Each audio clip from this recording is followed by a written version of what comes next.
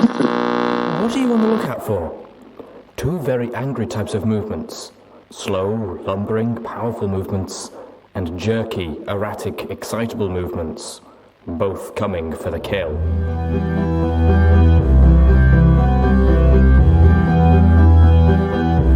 We have confirmation that you do have it coming in. That's confirmed report. I repeat, we have confirmed reports of the failed fire detonations in Philadelphia and Manhattan. Dear Philadelphia.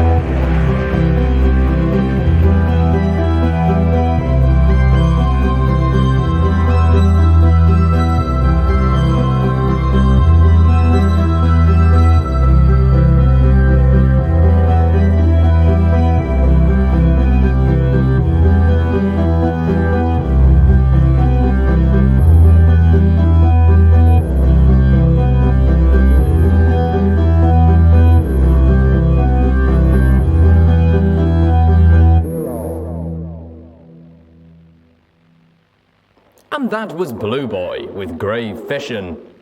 Hey there, friends! I'm Nuclear Yuki, and welcome, once again, to a nuclear reading show. Today, we're continuing on with Kkat's Fallout Equestria. And also, if you're enjoying what I'm bringing to the cold, dark wasteland, don't be afraid to tell your friends about me, or find me on Twitter as Nuclear Yuki. It's a big help. Oh, and as a bit of a disclaimer, since the gangs can be a bit feisty, Fallout is owned by Bethesda, and Hasbro by My Little Pony, Friendship is Magic.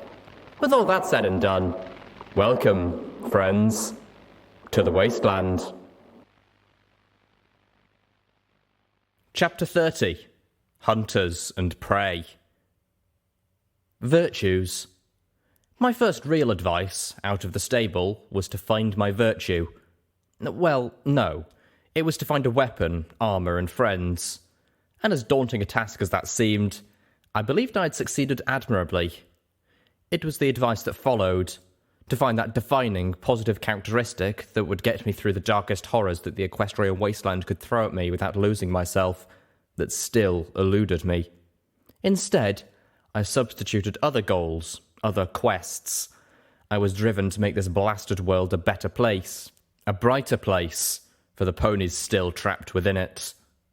I felt all my efforts had just hit a wall. Red-Eye was just too smart, too devious, and too well organised. I underestimated him at every turn, and he used it against me with skill approaching panache. Even his seemingly insane claim to achieving godhood was backed by a crafty and altogether horrifying plan. The sheer cruelty, the coldly calculated butchering of unicorns in an act that would surpass murder, struck a blow to my very soul. And yet, I could already envision his argument. What is the suffering death of a few dozen, or possibly even 100 unicorns today, for generations of safety and peace for millions in the future? I tasted bile.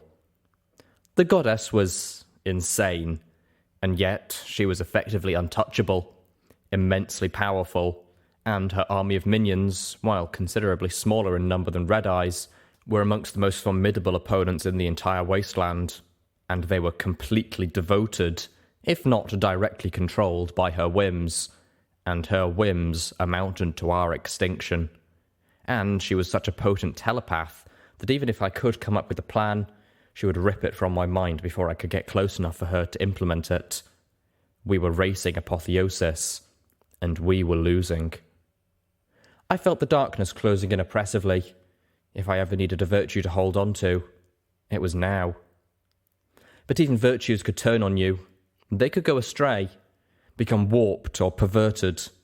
Watcher had told me of the 6 greatest virtues of pony kind: kindness, laughter, generosity, honesty, loyalty, and magic. Although he made it clear that there were many others, and that my own was likely not on that sacred list. I had quipped that I could possibly collect broken, wretched versions of each of these. I was doing far better at that, it seemed, than finding ponies of true virtue. Still, I had been joking. Now I had met the goddess, the thing that was Trixie, and I knew I had witnessed the epitome of the corrupted virtue of magic. All I needed was to find the corrupted kindness and I'd have a set. Oh, but you have met corrupted kindness, Littlepip! The cruel, sweet voice of the goddess blasted through my head, swarmed with a chorus of whispers, mostly agreeing. The weight of her thoughts on my mind was heavy, almost suffocating. It's you! No, that was not right. She couldn't be right. I was better than that. I had to be better than that. But even as I fiercely denied the goddess's sadistic suggestion, my mind conjured up doubts and demons as if seeking to prove her right. I'd saved the slaves from Old Appaloosa, only to abandon them to the care of a town that traded with slavers. I'd slaughtered the raiders who raped and hunted that blue pony in Manhattan, only to walk away and leave her to her fate once the immediate threat had passed. How many more? How many other times have I inserted myself into a situation, tried to help, and then just left? Should I count all of Philadelphia as a victim of my kindness? I remembered my image in the mirror, reflecting my soul.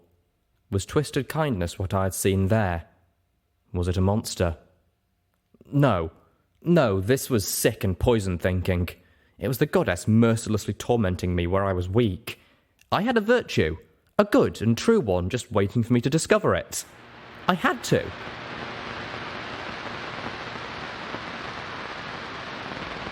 We stepped out of Mariponi's most intact structure and into the angry daylight. 4 of the goddess's alicorns guiding us back to where the Sky Bandit had landed. My pip-buck began to click at me. The balefire bomb had been detonated underground here. The radiation bleeding off the Splendid Valley sinkhole was nowhere close to the horror of the Philadelphia crater, at least not above the ground. A nearby wall held what appeared to be a map of the building above a pair of water fountains. My pip-buck's click-clicking sped up ominously as I brought it close to them, but I was more interested in scanning the map for future reference. I suspected I might need it. All about us, alicorns watched silently from behind crumbled walls or stood amongst broken pillars and collapsed rubble. Their silent presence was eerie and sinister. "Thriving?" Velvet Remedy asked in a hushed voice, dipping her head. "It feels more like they haunt this place." I nodded, lowering my voice to reply almost instinctively, as if the alicorn silence demanded we speak softly. "And have you noticed they haven't said anything?" Not one of them had telepathically spoken a word since we encountered them in Splendid Valley. In previous encounters, they had been boastfully chatty. "I think their proximity to the goddess is overwhelming them. Their individual minds are being drowned out by hers. This close, they become little more than drones." "Not that I cared much for their individual personalities," Calamity chimed in, whispering, "Seeing as they were all variations of goddesses great, us, yaller insects, silence ain't entirely ungolden." After a moment of thought, he continued, "I reckon it's the taint. Splendid Valley's ripe with it." He pointed out, "She seems to be able to communicate with her so-called children outside, but nothing like this. And not with normal folk, except in very special cases like Red Eye. But here, she's in our heads like it weren't nothing. I'm betting this whole valley is just a massive amplifier to her." Wonderful. "Well, then don't any pony think anything about what we do now until we're out of this goddess's forsaken place." Calamity barked a laugh at my choice of phrasing. The alicorns, of course, said nothing. They wove us through the rubble to a flat of asphalt which had once been a landing zone for sky chariots. The Sky Bandit sat waiting for us. On the roof, Pyrelight danced and hooted at our return. Velvet Remedy stopped. Calamity hesitated, his ears perking as he watched the bird. "Hold up there," he whispered, putting a foreleg out to block me. The 4 alicorns kept walking towards the Sky Bandit, either unaware or unconcerned that their chargers had stopped following. "That sounds like a warning." Another alicorn dropped out of the sky behind us and raised her shield. "It is." The 4 alicorns trotted up to the Sky Bandit, the lead one beginning to turn towards us expectantly, when the asphalt around them erupted in blasts of magical energy. All 4 alicorns were killed, 3 instantly within 2 of them melting to goo, the 4th collapsing several yards away, missing multiple limbs and bleeding to death with a pitiful whinny. Velvet's horn flared as her anesthetic spell allowed the creature to spend her last seconds without pain. The alicorns in the ruins around us stumbled in unison. 2 more fell as shafts of coloured light sliced through the air. Velvet Remedy muttered something, closing her eyes as her horn flared, and 5 small, flickering orbs of energy shot out from the tip. One of those orbs drifted swiftly over my head, and floated there. One stayed above Velvet. The others sought out Calamity, Zenith, and Pyrelight, and hovered over them like tiny guardians. New spell? Velvet Remedy nodded, saying, "I'll explain later," as he looked for a way to run. The alicorns in the ruins were bringing up their shields. The air was filling with magical energy blasts. A pack of hellhounds was charging across the tops of the rubble, moving with terrifying speed to engage the alicorns under the covering fire of more hellhounds in the valley. They'd mined the landing pad. My mind conjured up images of hellhounds digging up from beneath until less than half an inch of asphalt separated their holes and the world above. Then wonder-gluing the mines to that thin barrier and filling in the holes behind them. "Back inside!" I shouted. "Regroup first. Get out of the line of fire." I turned, only to find we were blocked by the shielded alicorn standing behind us. Beyond her, the doorway back into Maripone stood dark and empty. The concrete steps leading up to it tore apart explosively as a hellhound burst out of the ground behind us. Massive claws ripped through the alicorn's shield and tore huge hunks of meat from her side as she turned to fight it. The alicorn almost got a spell off before the hellhound ripped his claws through her face, felling her. "Insolent curse!" A high-pitched whistle blasted through the air and through my head, the goddess projecting both mentally and magically through the ruins of Maripone's air raid sirens. I pressed my hooves to my ears, but it didn't help. I was unable to think, unable to move under the assault. Calamity, Velvet Remedy, and Zenith all did the same, only the zebra seemed to get any respite from the effort. The hellhound immediately fell, clutching his ears and howling in pain. The others cringed in pain, then turned, fleeing blindly back into the valley. The one in front of us did not fare as well. 3 alicorns descended upon him, dropping their shields as they skewered the ambushing creature, driving glowing horns through his thick hide. One of the 3 was hit by a lancing beam of light blue energy and dissolved. A hellhound sniper who was either far enough away to not be deliberated by the goddess's sonic or telepathic attack, or who had protection from it. Clearly, not all these creatures were poor shots. An orange beam of light hit Calamity, striking him in the wing. For a brief moment, his whole body glowed orange, becoming a Calamity-shaped lamp. The little orb over his head popped, and the glow receded back to his wing before evaporating, leaving a hole that I could put my hoof through. Velvet Remedy's spell had saved him from being turned to ash. My Pegasus friend collapsed in shock, his scream drowned out by the goddess's attack. The siren stopped. The attack continued, but now the flurry of poorly aimed beams of magical energy were replaced with a small number of expertly aimed ones. The attacks lashed against the alicorn's shields. In the wake of the sonic attack, the hellhounds didn't charge the base again.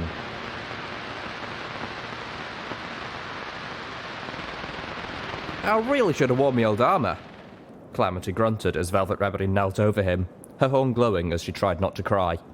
"Hi, at least they're not bleeding out, right?" The magical energy had warped the flesh of his wing around the wound and incinerated the feathers. "Hush now," she ordered. "Quiet. Save your strength and let your magical pony do her work." From her pained expression, I could tell it was bad. Another bolt of energy struck the rubble where we had taken refuge. The alicorns had flown out to strike down the snipers, but every time they got close, the hellhounds disappeared into the ground. All they were managing to do is get drawn further from the base and increasingly separated. The goddess had become recalling several, either suspecting or experiencing a trap. "Did you see how all the creatures reacted when the first 4 were killed?" Zenith asked as she hunted through her pouch of bottles and ingredients. "If the tricksy monster experiences each alicorn's death, perhaps the death of many at once is painful or disorienting to her." I nodded, filing that away for examination when we were safely outside of the goddess's range. I looked to Velvet and asked, "Will he be okay? Will he be able to fly again?" Velvet took longer to answer than I would have preferred. "I can repair the structural damage to his wing with enough mending spells, but I can't heal the wound. He'll need at least 1 extra strength restoration potion to begin to heal properly. More if he wants to fly again any time this week. And right now, we do not even possess a healing potion." She looked at me sadly. "If you remember, I used up all our medical supplies patching you lot up inside Stable 2. I felt a pang of guilt. Quite a spell you got there, Calamity praised, resolutely ignoring his doctor's orders. You saved my life. Only the slightest smile touched Velvet Remedy's frowning expression. Yes, I had hoped to barter for more medical supplies from Dr. Helpinghoof, but with Tempony Tower surrounded by Red Eye's forces, he wasn't willing to part with anything more than a few healing bandages. So I spent part of my time there learning a couple new spells. A disintegration ward seemed prudent. Zenith pulled out a vial and offered it to Velvet. She took it and wrapped it in a telekinetic sheath, keeping it floating nearby. She scowled as she added, Unfortunately, this wing needs more than my spells and some bandages to heal. I'm going to need to cut the warped flesh away before I can start rebuilding and mending the bones of your wing, Velvet Remedy insisted remorsefully, addressing Calamity. This is magical damage. If I don't remove all of the affected flesh, your wing will never heal properly. You're going to bleed a lot when I do so, but Zenith has given me something that should reduce the blood loss. She frowned. This would be excruciating, so I'm going to have to use my anesthetic spell. You're not going to be able to move for the better part of an hour. A beam of pink light struck above the doorway into Maripony. A cinderbleck's worth of the wall glowed and dissolved. Zenith turned to me. You made the wagon fly before. Can you fly us all away from here? I shook my head. I've been asking myself the same thing. I can, but floating myself is incredibly draining. I don't think I'll be able to fly very far. And even if I could, I can't move us very fast. And those hellhound snipers would need one good shot to blow us all up. Then we are trapped here until we find medical supplies for the winged one. Dang, girl. Have you not nailed down names yet? I'm Calamity. My apologies, Calamity. I'm not used to thinking in names or to being... The ex-slave Zebra was having difficulty putting her feelings into words, on a level of familiarity where names are appropriate for me to utter. I could have sworn I'd heard her refer to at least one of us by name before, but now that I thought about it, I couldn't place an instance. The closest I could come to her questioning how Calamity got his name. Only the largest figures in her life had ever been given names. Red Eye and Stern had ruled them before they enslaved her, or figures of legend like Doom Bunny and Nightmare Moon. She'd kept her silence for how many years? I knew how impossible it had seemed to form friendships with my peers in Stable 2, having been the awkward blank flank with the alcoholic mother. Being a zebra in the Philadelphia slave pits would have been much worse. I wondered if she even bothered to learn the names of most of her tormentors. If this was the way she had come to identify ponies in her mind. Do you believe there may be medical supplies inside here? Zenith asked, looking towards Maripony. I checked my Pip-Buck's auto-mapping feature, as well as the scan of the wall map. To my chagrin, Maripony's medical clinic was in the section that had collapsed into the crater. Anything that had been in there would be crushed, scattered, and probably tainted. There were bathrooms that might have had medical boxes, but those would probably not be stocked with the supplies that Calamity needed. I felt it was doubtful, and I wasn't eager to try. The horror of what lurked in there, and what she had done, curdled my blood. I knew the goddess needed us. What if she changed her mind? I didn't want us to suffer the same fate as Twilight Sparkle. There's a hospital a few miles from here, Calamity announced, surprising all of us. Part of the gem mine in town that served this place. When they shut down the mines, the town was abandoned, but they opened part of it back up to house the ponies who worked at Maripony and their families. I didn't ask how he knew any of this. Calamity had been surviving the Equestrian wasteland for many years before we had met. Who knew what rumours and scraps of information he learned? I was content just to be thankful for this change in our luck. Another shot struck the wall I was hiding behind, causing it to glow and melt. I scooted my tail to another bit of cover. We weren't going anywhere until they stopped taking so many pot shots in our direction. And there should be plenty of rooftops to hide out on while I heal, Calamity assured us. Ain't perfect, but probably the safest place from the hellhounds, if we can get there. We all knew he was talking about several miles' travel over hellhound-infested, irradiated, and taint-soaked landscape. Just point the way, Calamity, I said, sounding more sure than I felt. I have a plan. Y'all always do, Calamity grinned. Just get us to Old Olneigh, and we'll be fine.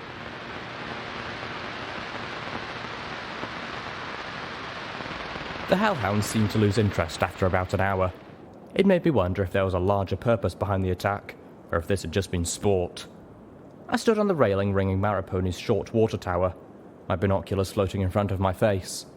From here, I could make out the shapes of Old Olneigh in the distance, resting peacefully. An elevated highway passed nearby, going nowhere. The highway had collapsed less than half a mile beyond the off-ramp to the town, leaving a line of rubble and crushed wagons that time and the valley had mostly succeeded in erasing. Turning my gaze towards the horizon, I glimpsed a shadow that may have been Ponyville. Beyond that, the sky turned hazy and thick from the smoke of the Everfree fires. Walking around the rim, I realised I could spot 3 of those needle-like towers rising into the cloudy heavens above. I was fairly sure that one of them was the same one I had spotted from the outskirts of Cloudsdale, but I hadn't seen the others before. Coming full circle, I looked back again at Old Olneigh, then traced the path we would have to travel to get there. A set of train tracks that stretched from Old Olneigh to Marrowpony, crossing rocky flatland with only minor undulations, save for a gulch with hints of scraggly vegetation and sick, stagnant water. I couldn't make out any details, but the plants beneath the bridge moved as if there was a much stronger wind blowing down the gulch than the faint breeze that stirred my mane. My view turned black as an alicorn flew across my narrow scope of vision, obscuring the landscape. I put away the binoculars, hurrying back down. More alicorns were beginning to return. The ones already here had returned to their silent lurking, seeming to pay us no attention. I was expecting either the goddess or her alicorns to attempt another escort, but it was almost as if they had forgotten we were here. Yet that was impossible. They kept looking right at us. Maybe the goddess was gauging what we would do next. Or maybe she was recovering. She had lost quite a few of her children over the space of an hour. I wasn't the only one who found this behaviour bizarre. "Howdy," Calamity said, trotting shakily up to one of the dark purple alicorns and waving a hoof in her face. "Remember us? The ponies y'all wanted to find that stuff for you. I got a hurt wing here. If one of y'all would care to hitch yourself up, we can all be out of Maine that much faster." He turned to me, wobbling a little from the last fading effects of the anesthetic spell. "Well, this is weird, right?" "Maybe the goddess is taking a great and powerful nap," Zenith suggested. Calamity snorted a laugh that ended in a wince. "Hey, Zenith," Calamity suddenly announced. "I never said it, but I wanted y'all to know that I'm glad you're free and all." Merciful Celestia. Calamity. Awkward much. Zenith looked at him quietly, then said simply, "Thank you." Calamity chewed on that, then tried again. "So, those potions you brew, any of them good for strengthening armor or helping with equipment maintenance?" "No," Zenith answered, seeming to understand his intention. She offered politely, "I do know many poisonous brews that you should be looking to make your bullets much more lethal." I felt for him. He was trying to connect with the new member of our group. He had been the most welcoming of her, trusting my judgment. But since then, they hadn't really bonded the quiet way Zenith and Velvet Remedy had, or even established the sort of relationship. Would rivalry be the best word? Grudging respect? That Zenith and Steelhooves shared. They were friendly acquaintances, and I suspected Calamity was trying to find a way to turn that into a true friendship. Calamity trotted around the alicorn. She turned lethargically, keeping him in her sight. "I am tempted to start shooting them. Take out as many as we can." Velvet shot him a look of alarm, and he backed down with a grin. "I didn't say I was gonna. I just said it was tempting." Zenith shook her head. "We should make the most of this respite and implement the Little One's plan without interference." I floated Calamity's Enclave armor out of the Sky Bandit, as well as Spitfire's Thunder and our other vital equipment. I didn't want anyone trotting up to it when the area around the passenger wagon could still be mined. As I placed our equipment in the center of the large hunk of capsized wall, Velvet called us to gather close. Pyrelight landed on her back, puffing herself up and looking important. As a precaution, Velvet was going to cast another ward against disintegration upon us. I'd been watching Calamity when his orb burst, but I hadn't realized the ones over the rest of us had disappeared simultaneously. "I can cast this spell over multiple friends," Velvet explained as she recast her spell, "but if it collapses after any of you are hit, so please be dears and try not to get shot." She turned towards me. "Especially you. I really hate this idea.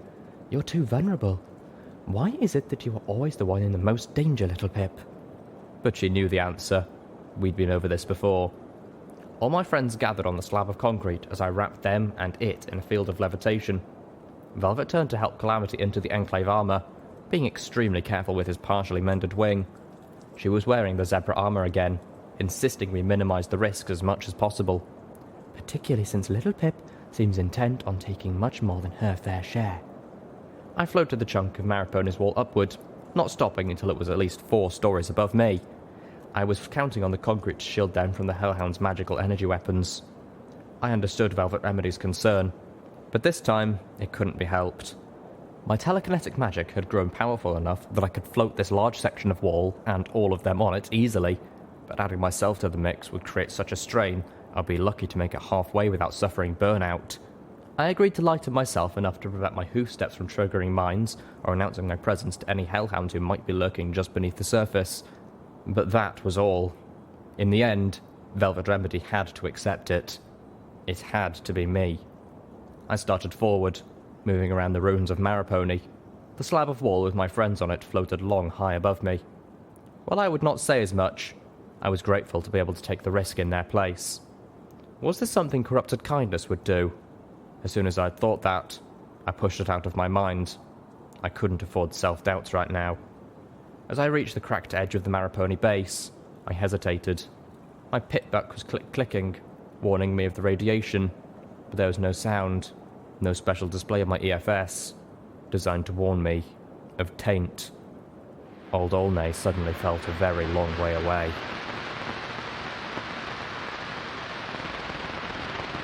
Splotches of red on my EFS compass alerted me to more threats.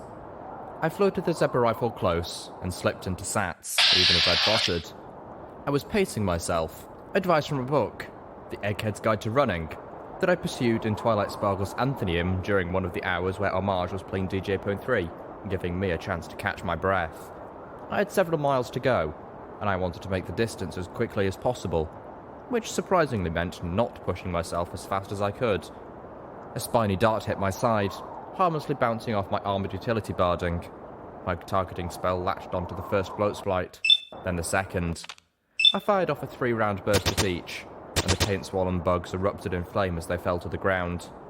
I continued to trot along the tracks, quickening my pace just a little to make up for the seconds lost while shooting, the wall holding my friends floating high above me, keeping pace. We were nearing the gulch. My skin was beginning to itch in strange places. I fretted, wondering if it was a nerve or allergic reaction, or worse, the first symptoms of taint. My EFS compass filled with red. Dozens of little lights appeared, then more. The gulch was swarming with hostile life. I trotted onto the tracks and prepared to break into a gallop, hoping the rather rickety wooden bridge would offer me protection. Something bobbed up over the gulch. I shuddered, staring at the taint-mutated thing. It looked like a plant, its huge head covered a gas sac that allowed it to float, the stalk dropping down and hanging behind it. A sphincter in the centre of its head tightened and then spat foul goop at me. The spore-laden effluent splattered the ground near my hooves, sending up a choking stink. The equestrian wasteland never seemed to run out of new vileness. Several nearly identical floating spitter plants were moving up out of the gorge towards me. I slipped into sats again, locking targets on the closest two, sending 2 3-round bursts into the sphincter heads of each monster as a third sprayed filth at me. I felt the crud splash against my armour and coat, burning where it touched, and causing me to drop my targeting spell as I gagged on the stench. The 2 floaters I'd hit ignited spectacularly. The gas pods thus gave them mobility, rupturing in flame that miniature versions of the Pinkie Pie balloons. 3 more of the floating spitter plants rushed up from the gulch, one hitting the burning form of the first one and igniting explosively itself. The second spat its spore sewage at me, while the third charged towards me as if intending to latch on and devour.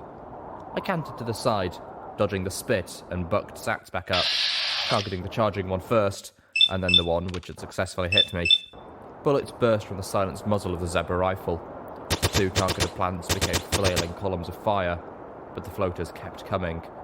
I dropped the targeting spell and brought it back up immediately, targeting 2 more. One of the burning plants spit at me, its spore sewage now on fire. Mercifully, the burning crud splashed across the tracks behind me, missing by a yard. My skin was beginning to really hurt where I'd been hit. I dropped out of sats again and shook, flinging the goop away from me, then lifted the rifle and brought up the targeting spell, firing again at the advancing, half-burning herd of plants. One of the burning floater plants tumbled back into the gulch. I could hear more gas bladders catching fire and bursting as a rapid chain reaction quickly set several hundred yards of the gulch ablaze. I sprinted, galloping across the wooden bridge as flames from the gulch began to lick at it. Fierce heat and a choking reek buffeted me as I forced myself across, my eyes stinging. Several of the plants in the conflagration below spit burning spore sewage at me. Most hit the bridge, setting it properly ablaze. Burning effluent struck my left flank, my hind leg and saddlebags catching fire. I bit down, knowing that a scream could bring hellhounds. I pushed, running as hard as I could, my leg in searing pain. I was pouring concentration into a levitation spell on the wall now, the physical agony threatening to break my spell. The fire was spreading up my side. It hurt to breathe. Flames licked at my hooves, burning them. I did scream. I was almost across the bridge, the gulch below a writhing river of fire, when the hellhound tore out of the ground, alerted by my scream. But he was far enough ahead of me that Calamity could target him from the platform above. 4 blasts of magical energy knifed down from above, melting the hellhound into coloured sludge. I began to lower the wall, choking on the smoke and the stench of my own burning coat, knowing I wouldn't be able to hold it much longer. It was 3 yards above the ground when the pain overwhelmed me and I dropped it. I made it to the end of the bridge in a stumbling gallop and collapsed, rolling onto the ground, squirming as I put out the fire on my left side, and screaming.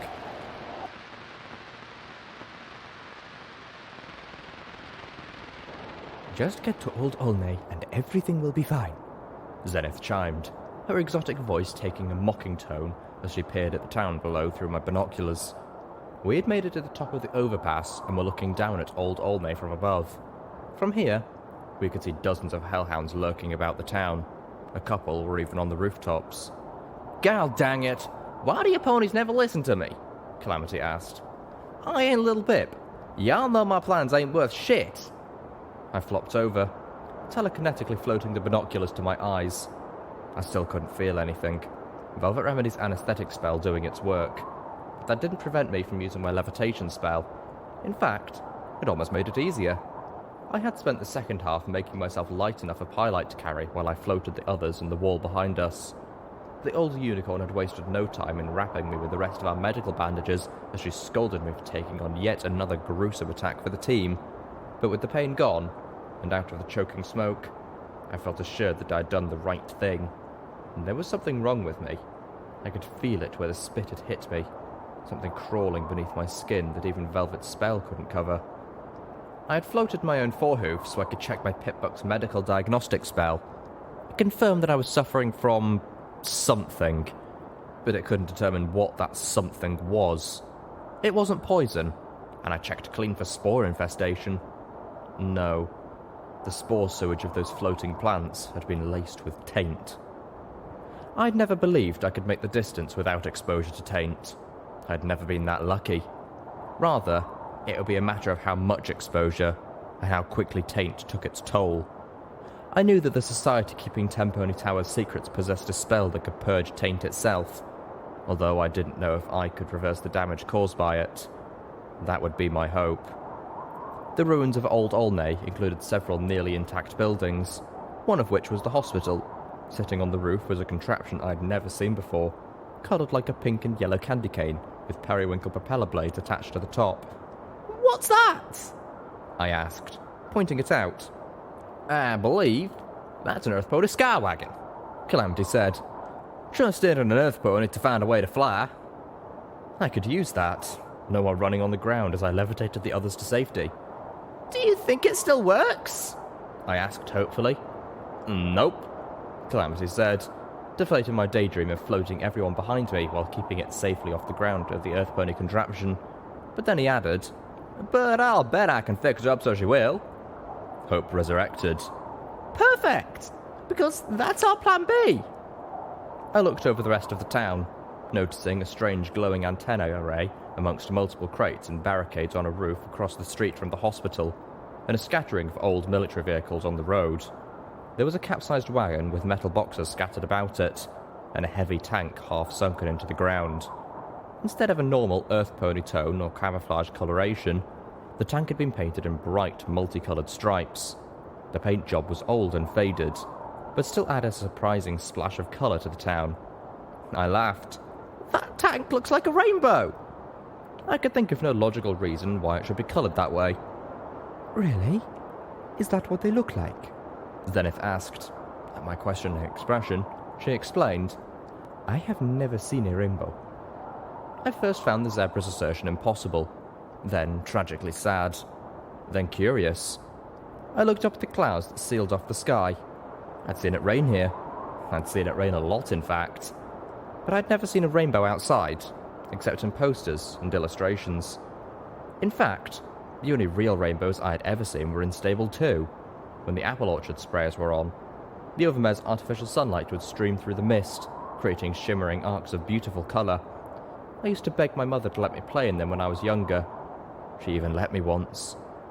Yep, Calamity said in answer to my thoughts. To get a real rainbow, you need either magic or direct sunlight. Ain't been a proper rainbow in the Equestrian wasteland, probably, ever. He thought for a moment, then added, Except maybe in the Everfree Forest, since the cloud cover gets mighty fragmented there.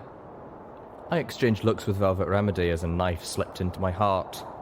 I'd never thought to miss them until I realised we were living in a world without rainbows.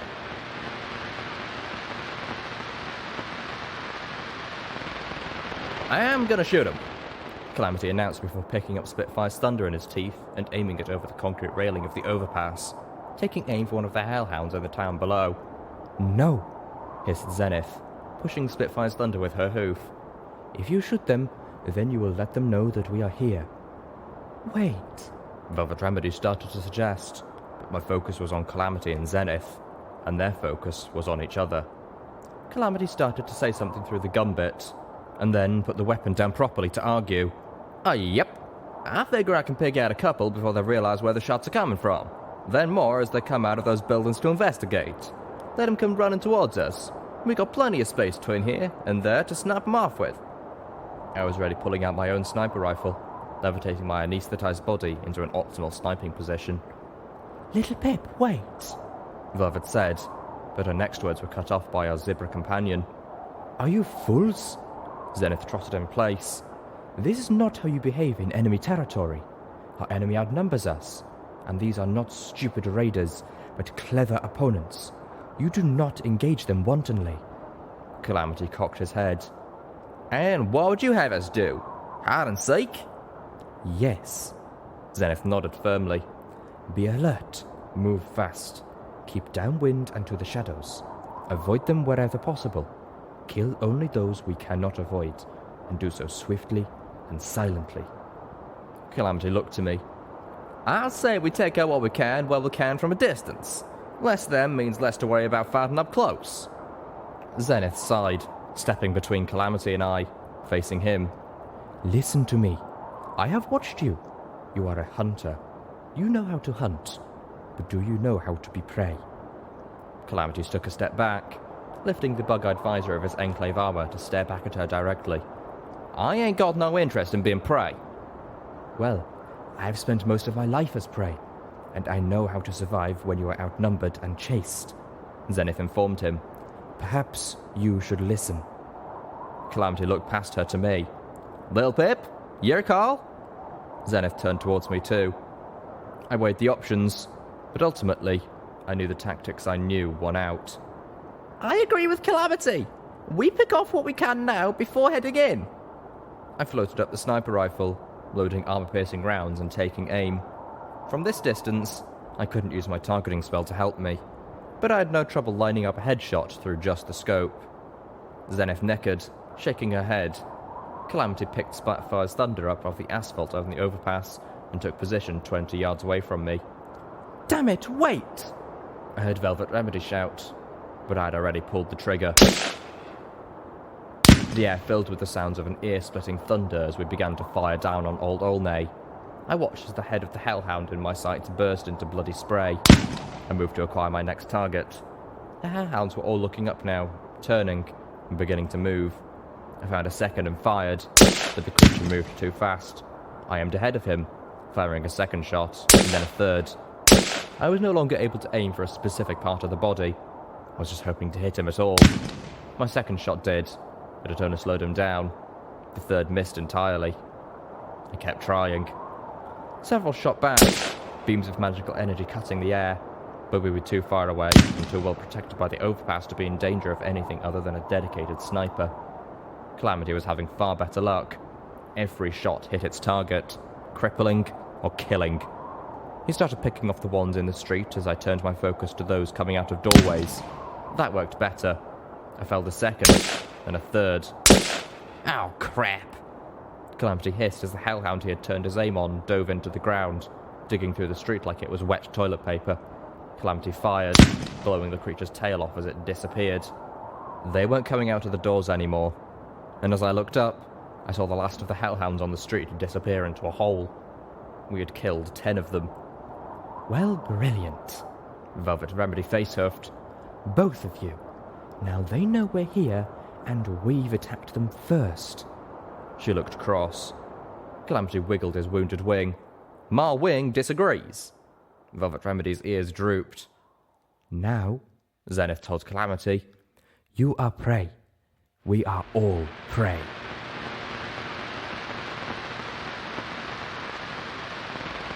They came for us on the overpass while I was still paralysed by the anaesthetic spell. Her hellhounds weren't foolish enough to come running up the ramp like we had hoped.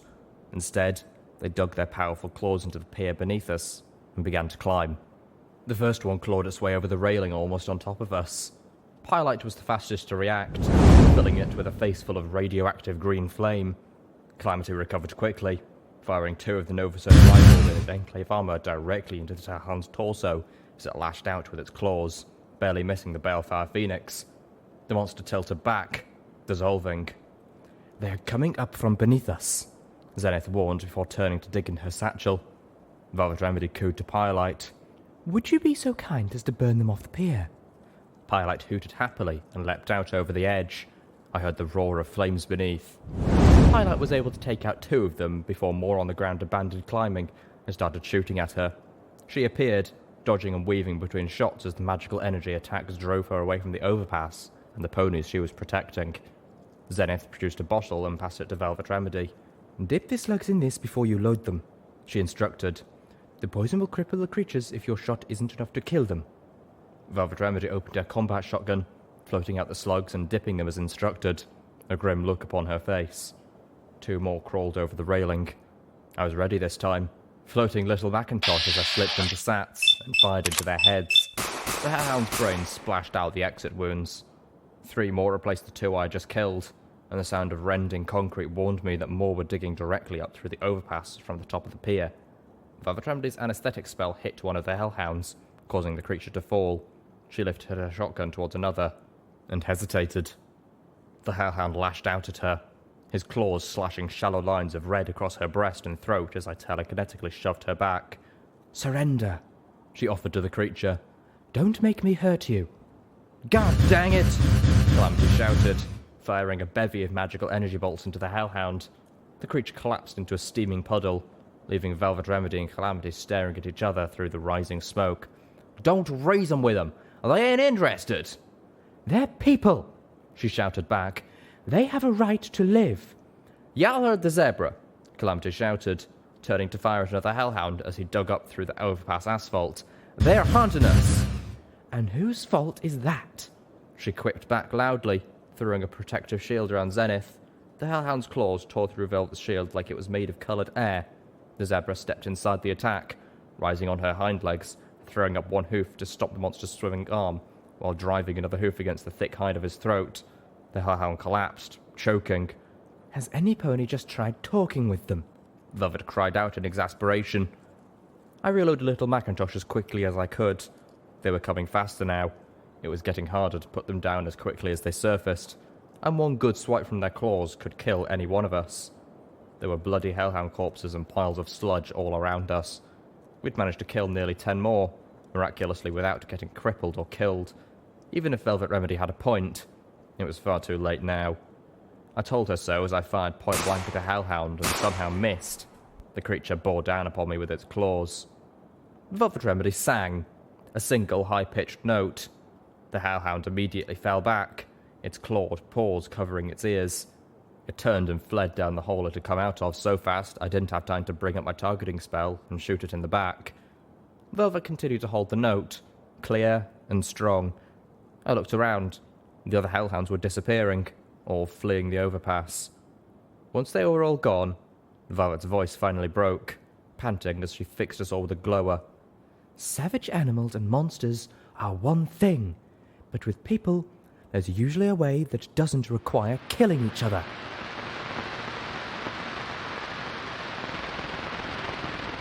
We moved cautiously into Old Olneigh. The sun was beginning to set, and I wanted to get into the hospital and out again before the coming darkness put it at an even greater disadvantage. We were taking Zenith's advice now, not engaging, moving swiftly and quietly.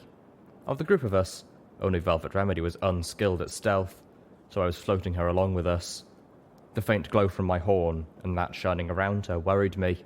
It was like I was painting her as a target, but from our experiences, it seemed the hellhounds hunted by sound more than sight, possibly by scent as well, so it felt more important to keep her hooves off the ground.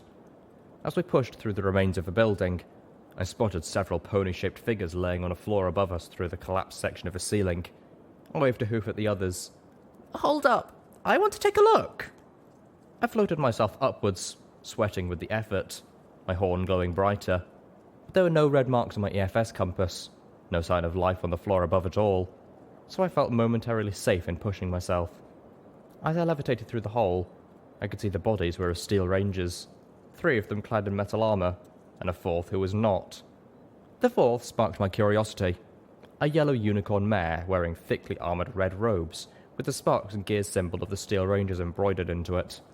I had not seen a ranger wearing anything other than the Steel Ranger armour, save for Elder Brubru Saber. All 4 of them had died from terrible wounds inflicted by hellhound claws. The bodies were desiccated. They had been here for quite some time. The hellhounds had mined the floor around the bodies. One by one, I disarmed them. I began scavenging them, searching for any clues as to what brought these 4 to Old Olneigh, as well as any supplies or ammo that might benefit us. I was in luck. The rogue pony had 2 stealth bucks and a memory orb. One of the other rangers had magically enchanted ammunition that was of the same caliber as Calamity's normal battle saddle. I brought my treasures back to the others. "Y'all ain't planning on looking into that there orb while we're Old Olneigh, right?" Calamity said with a gentle warning. "Y'all remember our little talk, don't you?" I nodded solemnly. I pinky pie swear. "Yo, what now?" Never mind. I'll tell you later. And yes, I promise. As we moved to the edge of the street, my EFS warned me that there were at least 4 hellhounds around the corner. I halted everyone. We might be able to take them. We had surprise, but it would only take one good swipe from them to behead one of us, and the fight would draw others. No, we would continue to follow Zenith's advice. I motioned everyone back the other way. "I hate this," Calamity muttered in a whisper. "I want to hunt the hunters, not play these scurrying games. I ain't a rabbit." Zenith gave a wry smile. Humility does not come easy to you, does it? Calamity turned to her. "What's that supposed to mean? Are you saying I'm a show-off?" She wouldn't be entirely wrong, would she? Velvet Remedy purred with just the right tone to soothe and embarrass the Pegasus.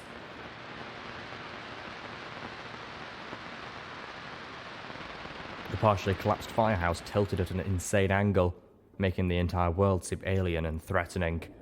Calamity, Velvet Remedy, and I scrambled across the maze of broken floors and leaning columns. Pyrelight swooped between floors, occasionally diving down into the bright red firehouse wagons that lay crushed and partially buried under swathes of flooring. A hellhound lurched into the doorway behind us, only to find Zenith waiting for it.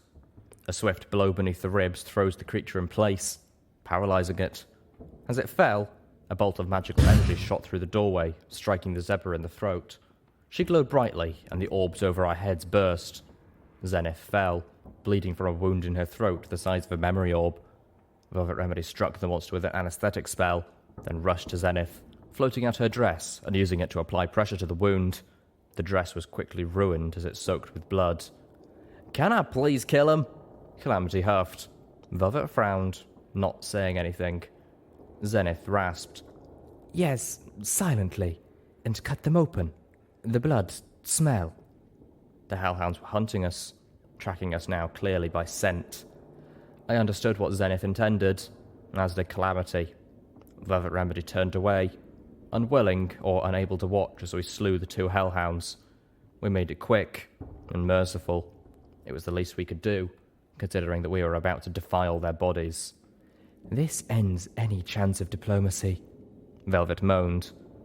I hesitated, floating a jagged piece of sheet metal out of the debris and positioning it over the hellhound's body. I had to disembowel him, spread his stink, cover our path with the stench of his death. It was vile. Slowly, I lowered the jagged metal, slashing at the hellhound's armoured hide, slowly sawing into him. It was incredibly hard, and the reek was unbearable. I took what little comfort I could in knowing that at least he had died quickly and without pain.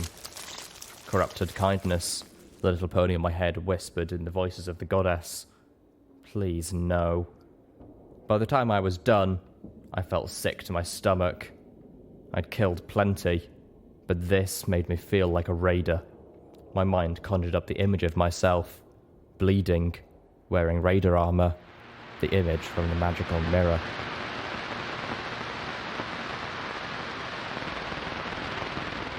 There were bathrooms on the floor above, and medical boxes in each of them. Cracked mirrors and shattered toilets leaned at crazy angles. The whole tilt of the building was making me nauseous, even more than I already was from the grisly work before. My pip-butt complained as I got close enough to the sink for it to scan the contents of what little plumbing remained functional. The levels of radiation in the water here rivaled, and usually exceeded the levels in Philadelphia. I sat, braced against the wall, and picked the lock on the medical box in the little mare's room. The lock clicked open with ease. I opened it, emptying the box of its meagre medical supplies and adding them to the supplies from the medical box from the little buck's room. Nothing that would help Calamity's wing, but the small healing poultice would close and heal Zenith's wound. The wasteland sometimes gave small favours. I pushed myself up, feeling unsteady on the canted floor, and hurried back to the others. They were gathered in what had been the firehouse kitchen. Velvet Remedy took the poultice and applied it, then borrowed a needle and thread from Calamity's clothing repair kit. A cabinet 2 buildings back had offered up a bottle of apple whiskey, half empty. I whimpered inside as the drink went to sterilising the needle. I could use a sip. I contented myself with a draught from my last canteen. It was nearly empty. I itched in ways I shouldn't itch. The poultice had stopped the bleeding and partially closed the gaping wound in Zenith's neck. Velvet began to sew the wound closed completely. Even with Velvet's expert attentions, the wound was going to remain an ugly scar for the rest of her life. I realised, not for the first time, that the zebra would be dead if the magical bolt had struck her an inch differently. Now, you wait here and rest, Velvet ordered the zebra mare. And Littlepip, you watch her. I'm taking Calamity to find something to use as rags to clean you butchers off. Velvet stuck her nose in the air and trotted out. Calamity scowled what follows, pausing next to me long enough to remind me, "No orbs." I watched her walk out after her. Rags? Sounded more like an excuse to talk to Calamity alone. I let out a long sigh. Worst day ever. It wasn't, but ever since we entered Splendid Valley, the day had been working very hard at becoming so, becoming a lunar tier level of badness. Zenith lay still for almost a full minute before getting up and moving about the kitchen. She had to brace herself on sloping counters as she rifled through the cabinets. Well, at least you're as good at following doctor's orders as the rest of us. I chuckled as the zebra started pulling pots out and setting them on the table. One of them slid down the incline. I caught it magically before it hit the floor. Zenith? I asked as a worry from the days before flooded back. Do you trust me? Without turning from her task, she replied by asking, Trust you about what?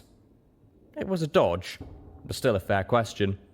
Do you trust me as a person? No, she said simply. Should I? I was taken back by the cool and honest answer. Why not? You are an impulsive and you have difficulty controlling your urges, she said as she opened the refrigerator door and pulled out a hunk of something covered in grotesquely mutated mold. She set it on the table, and I caught it as it tried to slide away, recoiling from the sight of it. You are a very quick thinker and equally swift to act, Zenith continued, crouching to check the lower drawers. This makes you adaptable, perhaps more than any pony or zebra I have ever known. It allows you to improvise where others would have paralyzed, but it also leads you to rash actions from hasty decisions and gets you into trouble just as often as it gets you out of it. She finally pulled a knife from one of the drawers. She set it on the counter. I caught it too as she turned to look at me. Although those are just my observations, and I have not known you very long. She looked me over. Why do you ask? I wasn't sure what to feel. I wanted to argue with her, but a large part of me suspected she was right and cursed her for being so observant. Do you think I'm evil? Zenith stopped, looking at me oddly, and then laughed. No, little one. You are one of the most caring souls I've ever met, pony or otherwise. Again, the little pony in my head whispered corrupted kindness in the voices of the goddess. Do you think I'm cursed, then? At her odd expression, I clarified. I have been touched by homage. The zebra turned back to scouring the kitchen, pulling pans out of a lower drawer to get at a spark battery-powered hot plate. Of that, I am quite aware. I felt myself flush nervously. What do you mean by that? There are lovers who are quiet, and there are ones who are not, Zenith stated. You are not one of the quiet ones. Oh no, dear sweet Celestia. You are what my tribe would call a whinnier. I felt myself blushing hotly. I wanted to throw myself into the Splendid Valley sinkhole out of sheer embarrassment. You mean all those each? I squeaked. Yes, Zenith confirmed. Each. It took me several minutes and an old sack that the zebra had given me before I stopped hyperventilating. Can you breathe now? Zenith asked gently. I nodded. I think so. The medical pony is right, Zenith said with a soft smile. You are cute when you are that colour. I felt faint, my breathing threatening to quicken again. I took a moment to compose myself as best I could. So, am I cursed? Because I love homage? She paused, then turned away. I waited for her to answer. The answer I received was not what I had expected. The zebras may have been wrong about Nightmare Moon, she admitted. You ponies may have been right. The wielders of the elements of harmony may have broken whatever hold the stars had over Nightmare Moon. Luna may have been different. She turned to me. But that does not mean that the touch of the stars was still not upon her, that it did not influence her in more subtle ways. She looked to me. I am open to your beliefs, but I ask that you be open to mine. Perhaps there is truth in both. I frowned. I didn't want there to be any truth in her beliefs, but I had seen things that suggested otherwise. Things that suggested that maybe there was something dark and terrible up there in the vast emptiness that stretched behind the moon. But homage isn't evil. She's not twisted. She is no Nightmare Moon. I insisted. In fact, she saved our lives. She saved yours. Zenith nodded with a sad smile. And would you not say that it was quite an amazing shot? Absolutely. It was a... what? That weapon from the stars wants to kill, Zenith said. It yearns to kill. Okay. Now that was just creepy. I will accept that Homage is a good and kind pony, and that she is not cursed, because you ask me to. Zenith conceded. Even though I do not trust your judgment, I believe you speak truthfully in this, and I suspect you are better experienced at matters of the heart than I am. I smiled, feeling a touch of relief. Thank you, Zenith. The zebra shook her head. But I ask in return, you keep an open mind to the things I believe, and a watchful eye for warning signs. The stars take the greatest delight in giving us the means to destroy ourselves and each other. Do you truly think that your relationship has not changed now that she has taken a life for you? I felt a chill. I had not considered that before. Or, if I had, I had seen the consequences as being entirely beneficial. She had saved my life. How could that not bring us closer? But had I not, that very night, wept in front of her for having killed a Steel Ranger? Regardless of whether Zenith's superstitious fears were justified, she had led me to re-examine what had happened in a less self-centered way. I looked up into the zebra's eyes. Thank you.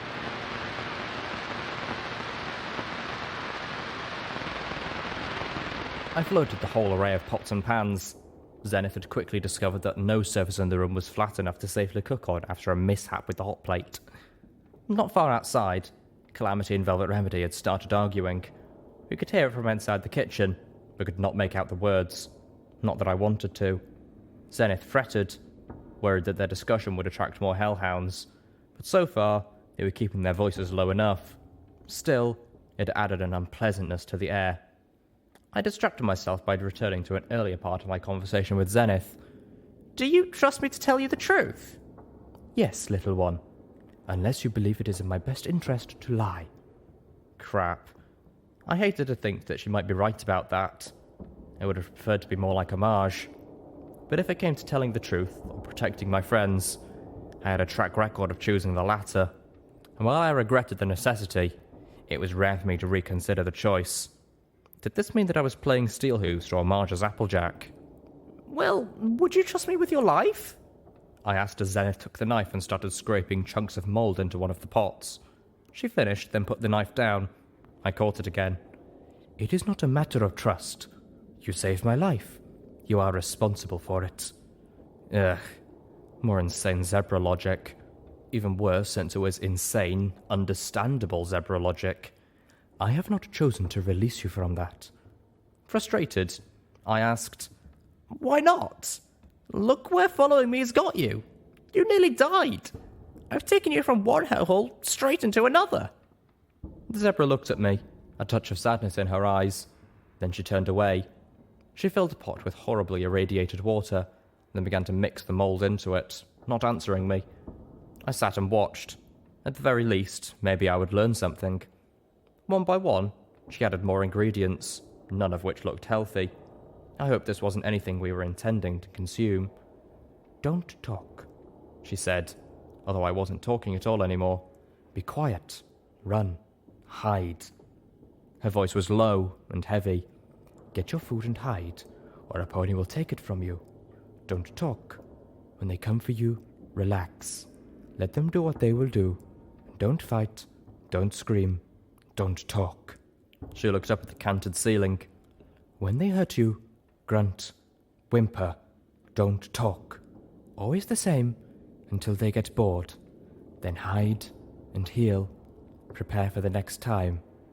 She looked to me. If they move to kill you, kill them. Then hide the body. Hide it well. Find another place to be. Don't let them suspect you. Be meek. Don't talk. Hide. A cold shiver passed through me as I stared at the scarred zebra mare. It was only after a truly exceptional horror that I dared to join the fights. I did not wish them to see that I could fight, but I could no longer bear it. She lowered her head, looking to me with tears in her eyes.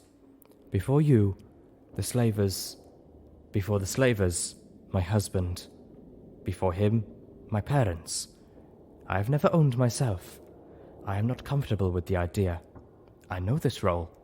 I can survive it. I shook my mane. I might be responsible for you, as you say, but I'm not a slaver. I do not own you. And for that, you are better than all the others, Zenith admitted. But the fact remains that I do not know how to live being responsible for myself. I think, I told her, you do fine.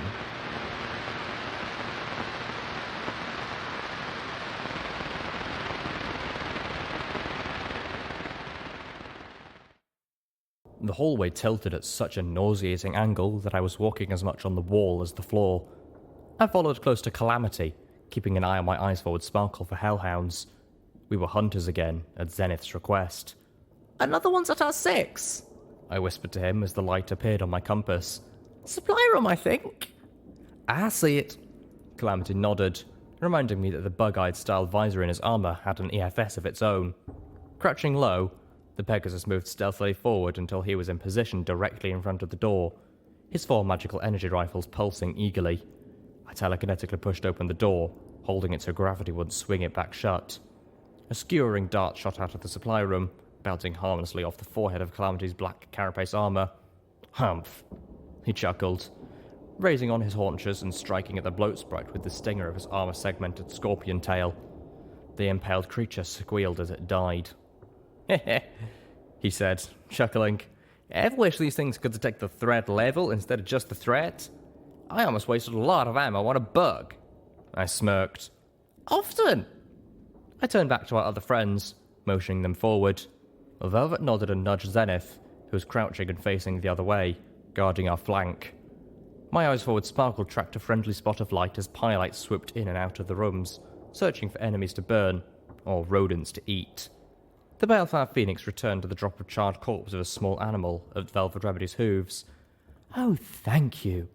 Velvet sang lusciously, stroking the bird's plumage with a gentle hoof.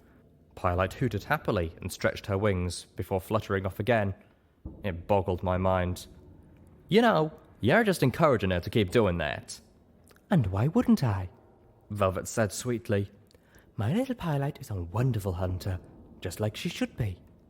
Calamity gave a grumpy look in Zenith's direction. At least, I assumed it was a grumpy look. With my friend hidden inside that armor, I really couldn't tell, but his posture struck me as grumpy. I decided I preferred my friend out of that armor. It made him look mysterious and rather evil, and it put up a barrier between us that I didn't care for.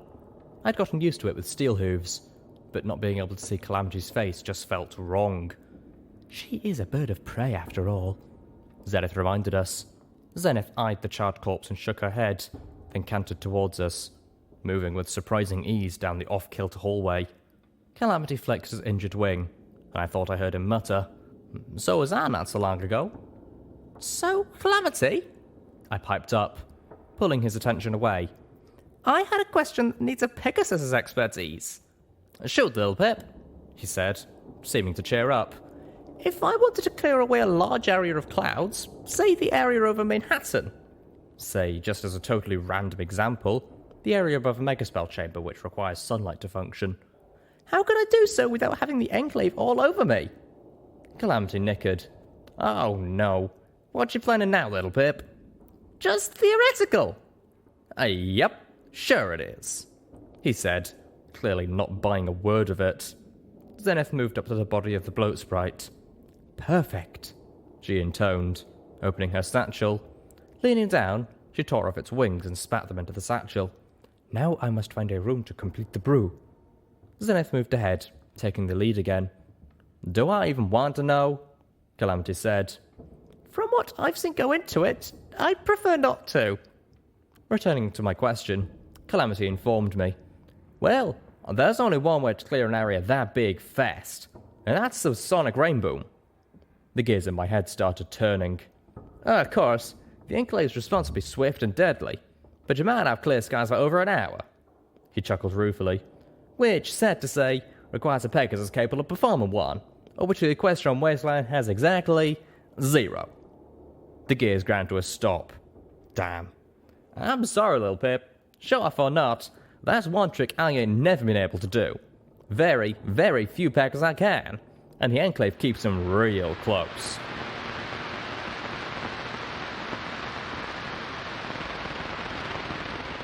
When the firehouse had started to topple, the building came to rest against the Maraponi Mining Administration building. A canted firehouse window hung open about 5 feet from the opening of a shattered window on the opposite building. Just a hop, a skip, and a jump, I told Calamity with a smile. I remembered wearing Enclave armor from riding Rainbow Dash's memory. It might look fearsomely heavy, but it was amazingly light. There was no reason Calamity shouldn't be able to do this easily. Calamity braced against the sloping floor. "Easy to say for y'all who ain't never had to do something like this without your wings." He looked at me. "If I fall, y'all are ready to catch me, right?" Just float him across, Zenith suggested from the opposite window where she and Velvet Remedy were waiting. I like that plan better. I rolled my eyes, then whispered to him. But which do you think will impress Velvet more? Calamity straightened up, shook his fears off, galloped and leapt. He made it with 5 feet to spare. Show off. My turn. I looked down the sloping floor and across the gap to the opposite windowsill. It wasn't even with this window, maybe 2 feet higher. I swallowed. In Calamity's defense, the tilted floor was throwing me too. I galloped forward, lightening myself at the last moment. After I had the momentum I needed, I sailed across, smacking into Calamity's armored tail. "See?" he joked. "I told you. Nothing to it." I snickered and shook my head. The room was an open office space filled with desks and terminals, none of which had survived well. I checked my EFS and found red lights moving about us, probably on the floors below. I motioned the others to be quiet, and once again, I levitated Velvet Remedy as we moved. As we passed the last of the desks, I noticed an orange and yellow book laying in an open waste bin. I floated it out. "The Big Book of Boom," announced the cover, adding beneath, "The Dynamite Guide to Handling Explosives." Below that was a picture of the author, Red Three Hooves Runner, with a cartoon balloon saying, "Ya better handle her right the first time, 'cause she won't explode twice." The book was crammed full of notes and papers. I tucked it away to look over later. Underneath was an audio recording. I downloaded it into my Pip-Buck and slipped the earbloom into my ear. Surely Calamity wouldn't mind this. Listening to the recording wouldn't remove me from my surroundings. Mining Officer Torchwood to all concerned personnel. First order of business. We will be having a surprise inspection in 2 days. Every pony needs to be well rested and at the top of their game. Maripony Operations Overmare Sunny Days is authorized a half day tomorrow so that every pony can get plenty of rest and have their uniforms cleaned and starched. Any pony who uses this time to go to Ponyville and get drunk will not be allowed back into the Maripony facility or any operations building within Old Olneigh and will be docked to 1 week's pay. Baskets. Make sure you have proper headgear this time or you will find yourself no longer employed by Maripony Mining Co. Second order of business. Maripony Mining Co. has increased demand for productivity. This means you can expect an increase in work hours of 20% with a corresponding 15% increase in your paychecks. Officers who seem to exceed the new quotas will receive a bonus. I cannot say what the bonus is, but I can let you know that the bonus will include ice cream. Likewise, we will be opening up several previously restricted tunnels to mining operations. The Maripony Mining Co. assures you that these tunnels meet and exceed our minimum safety standards. Third order of business. There have been increased reports of trespass by relocated diamond dogs. Now, I don't know if this is a territorial pack mine thing or if they're just stupid, but if you find a diamond dog on Maripony property, you are to instruct the dog to leave. If the diamond dog refuses, use of sonic deterrents are permitted. Ask your team officers for the newest line in D4, Diamond Dog Deterrent Device Whistles. Now with convenient neck-wrapping loops. Fourth order of business. Thanks to Brickbane, we've had to reset our days without serious injury brought back to 0. Fortunately, Brickbane will recover the use of most of her limbs. Remember, D4 neck-wrapping loops should be kept short so that your whistle cannot dangle into mining machinery. Keep up the good work, every pony! I turned off the airbloom. We had reached the stairwell and my EFS had lit up with more hostiles. 2 hellhounds lurked visibly at the bottom of the stairwell down. They were wearing makeshift armor and one of them carried a magical energy minigun. There were more around the corner. One of them started sniffing. I motioned the others back and looked to Zenith. In theory, the potion she had brewed was altering our scent, making us smell like mold and bloat sprites. Still, going down to street level was out unless Zenith thought now was the time to go on the offensive. The zebra shook her head. She slipped forward and started up the stairs towards the roof. If I remembered correctly, this would put us across the street from the hospital. I don't even think Calamity could clear Old Olneigh's main street with just a hop, a skip, and a jump.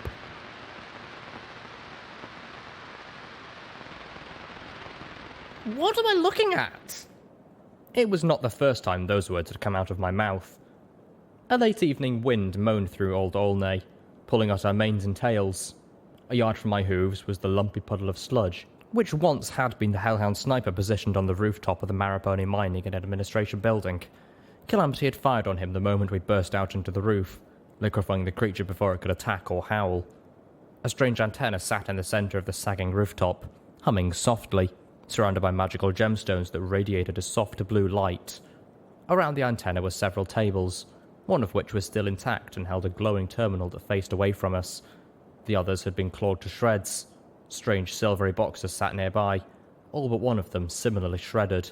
Hellhound claw marks sliced into the barricades that ringed the roof.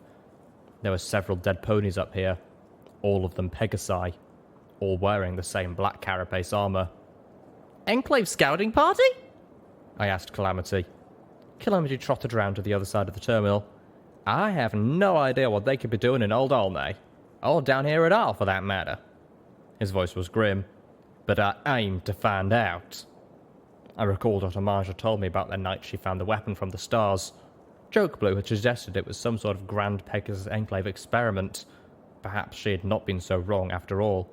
Maybe I should try hacking in, I blurted out, wanting to see what secrets the terminal held. Calamity's armoured head looked up, and he lifted the armour's visor.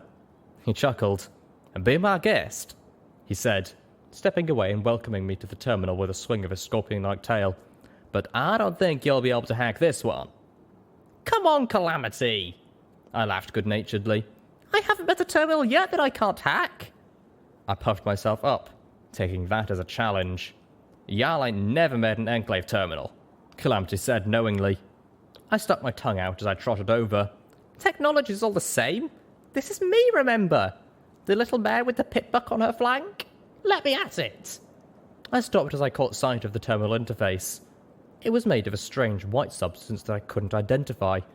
I reached out to touch it, and my hoof went straight through it like there was nothing there. It was made of clouds. What the fuck? Calamity laughed.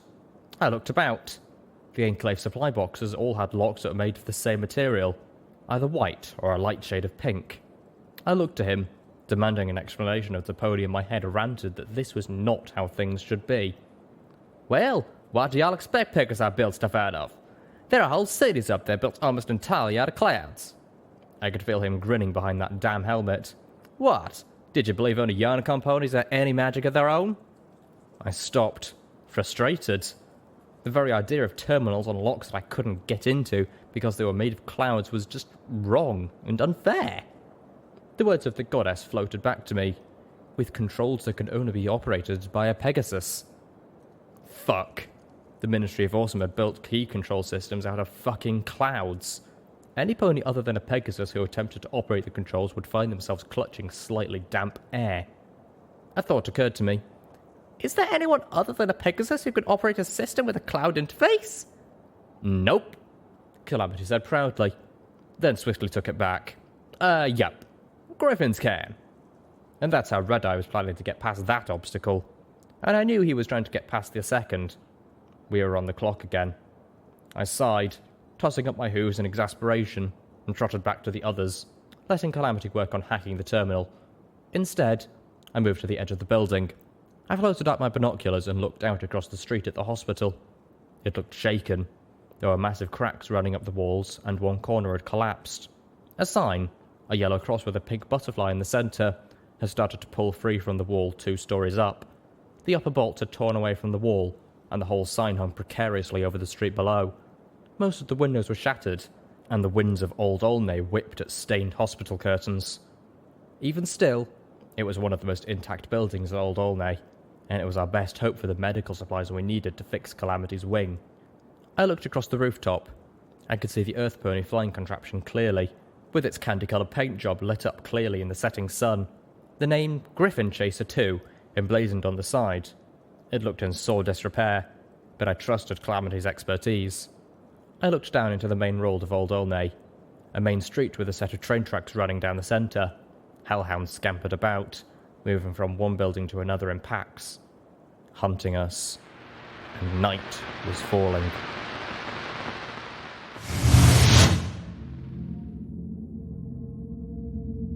I was staring at the spikes that adorned the top of the wrought iron gate.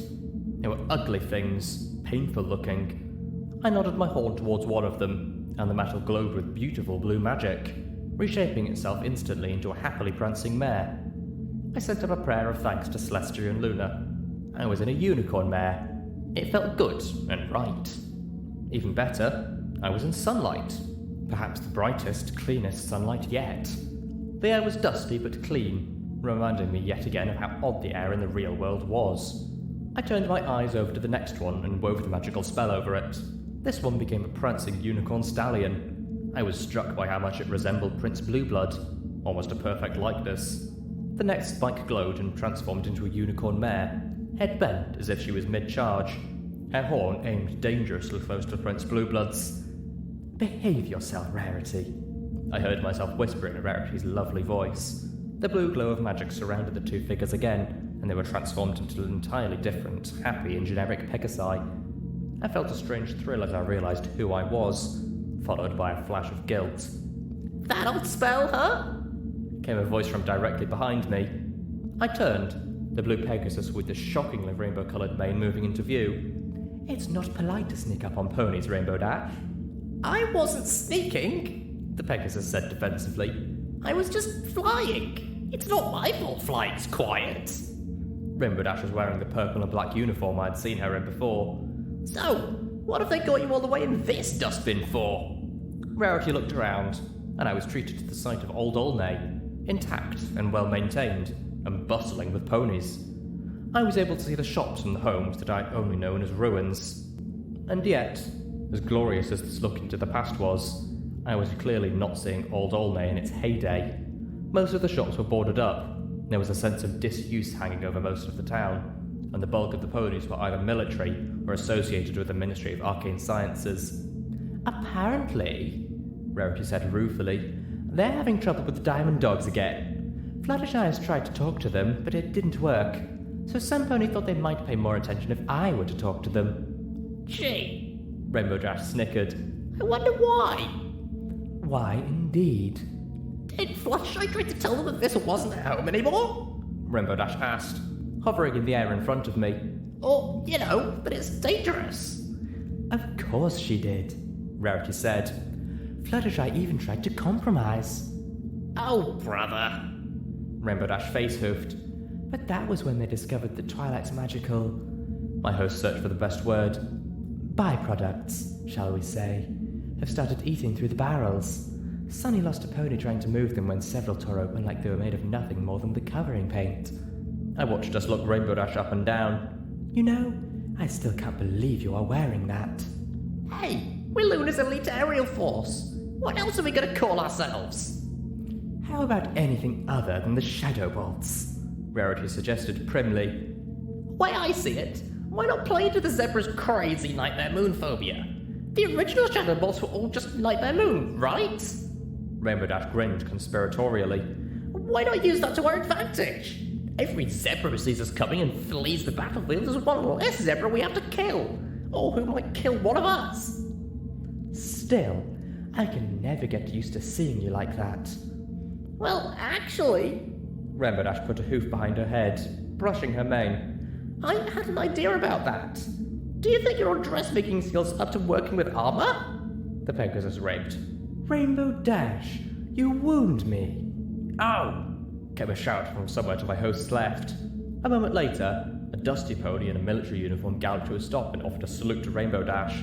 Rarity stepped back. At ease, Rainbow Dash looked at the pony's uniform. Tank Commander. Touchwood, ma'am. Big fan. Followed your career since the Wonderbots. Rainbow Dash's face brightened. Oh, really? Did you see me in the Gallops last year? My host shook her head. I see you're going to be busy for a while, Dash. I'll catch up with you later, she said graciously, even though it was the Pegasus who had sought her out. Do you think you'll be free by dinner? Rainbow Dash turned back. Oh, yeah, no problem. I just want to throw some ideas past you. I could feel Rarity smiling. Oh, also, Rainbow Dash added, swooping close and whispering, I heard some rumours that you're working on a new spell with the Ministry of Peace. Something about keeping a pony alive and awake indefinitely. Suspended animation, yes. Although that's a very poor description of it. Rarity replied, nodding. And I'm working it for them, not with them. Part of a private line of research that has recently borne some fruit, but it still needs some fine-tuning. Dash grinned. Great, because that sounds like just what I've been looking for. Rarity raised an eyebrow. Dare I ask? Oh, it's just part of the Single Pegasus project. I could feel Rarity frown. You mean that thing that has you putting those dreadful eyesores all over our lovely Equestria? They'll look better once they're done, I promise. Applebloom says they'll be elegant. You like elegant, right? Indeed I do, but I'll wait until I've seen them. Rainbow Dash's muzzle broke into a big grin. Just wait till you see the main hub. Actually, you can glimpse its construction if you stand up on the roof of the hospital. Just face towards the water tower and look about 100 miles up and out. Rainbow Dash paused. You, might need binoculars. Or a telescope, Rarity retorted. Yeah. Anyway, it's not named yet. They wouldn't let me name it when I wanted to, even though it's my damn project and my ministry. So... You wanted to name it Rainbow Dash's Mega Cool Center of Awesomeness, didn't you? Rarity asked, ripping back. No! Rainbow Dash hovered indignantly, then admitted. Not exactly. Rarity laughed a charming and happy laugh. Go tend to your fan, Dash. I'll meet with you later. Rainbow Dash grinned, waved, and swooped back to Tank Commander Torchwood. In seconds, they were deep into gushing over the aerial acrobatics of Rainbow Dash, a pegasus who could apparently do sonic rain booms in her sleep. Rarity turned and trotted away, humming a joyful tune.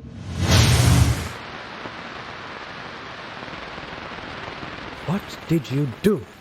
Zenith was demanding of Calamity as I came out of the memory. The pegasus cantered nervously. I don't know. It just started doing that. My ears perked, picking up a high whine coming from the antenna array. I looked at Calamity, who was staring at the terminal as if it had betrayed him. With a sinking feeling, I asked, Did you trigger a lockdown? Calamity shook his head. Nah, I got in just fine. Weren't that hard. He looked up at me, his eyes wide inside of the bug-like nightmare helmet.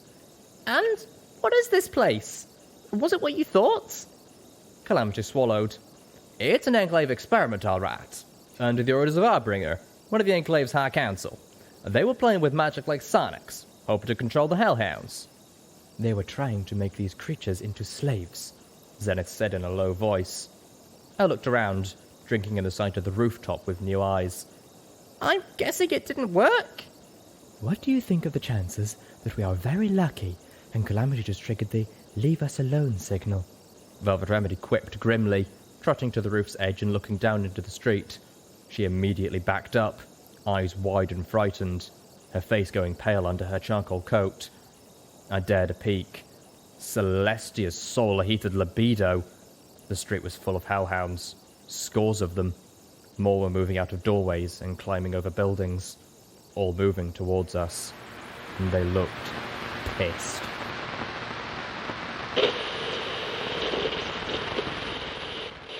Footnote: maximum level. Damn Enclave. Don't know well enough when they should just leave things the hell alone.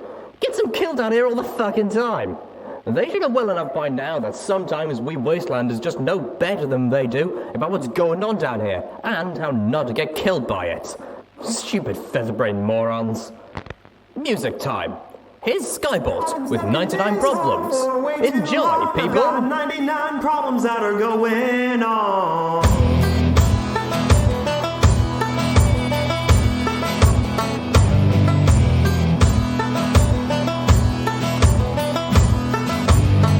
I woke up a mess of red and black, stiffed my suit and threw it back. The weak pushed over insecure.